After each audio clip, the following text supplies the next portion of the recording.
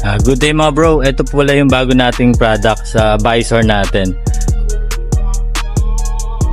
Version 3 na po yan, transparent po yan, kompleto na po yan, may kasama ng bracket.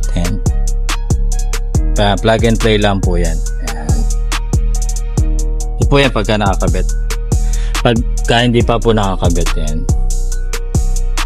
may kasama na po siyang bracket.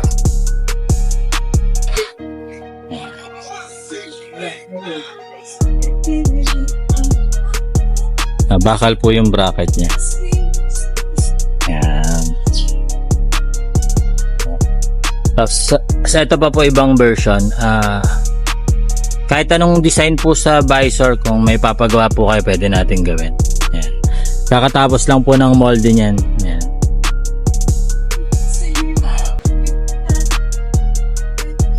Tapos ito pala yung shock cover natin, gawa sa fiber.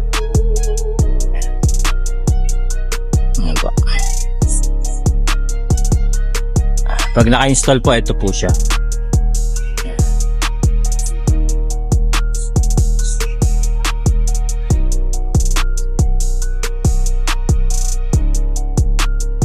po siya.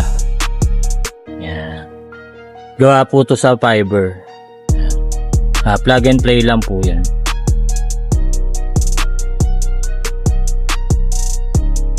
Pagka gold naman, ito po yung kulay niya.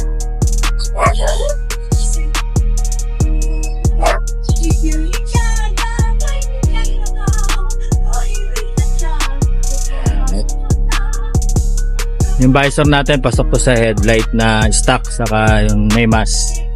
Ito po yung front fender hole natin. Nilagyan na po natin ng extension para bawas putik sa makina saka sa pipe. Ito yung side fairing natin na version 2 saka tank cover. Ito yung slider natin na heavy duty. Yung belly pa nakakabit dito, version 7 natin yan.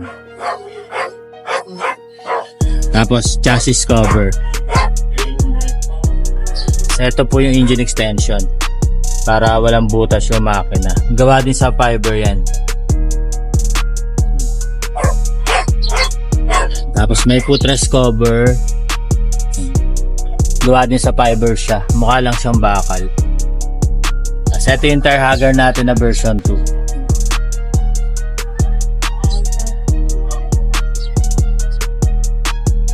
Tapos yung mudguard natin na version 2. Yan. Plug and play lang yan.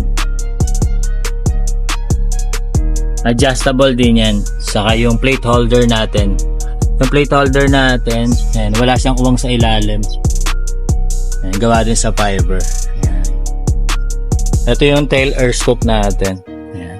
Yan, pampalapad po sa likod. Saka yung box bracket natin. Yan. Plug and play din po yan. Yan. Ito po yung bakal natin ginamit. Magandang klase po yan.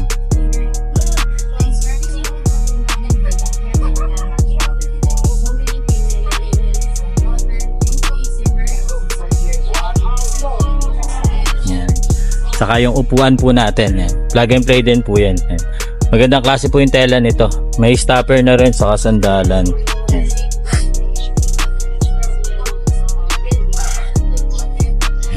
Ito yung black version ng shock cover. Nilagyan na rin natin siya ng oil cooler. Ito yung front fender hole natin.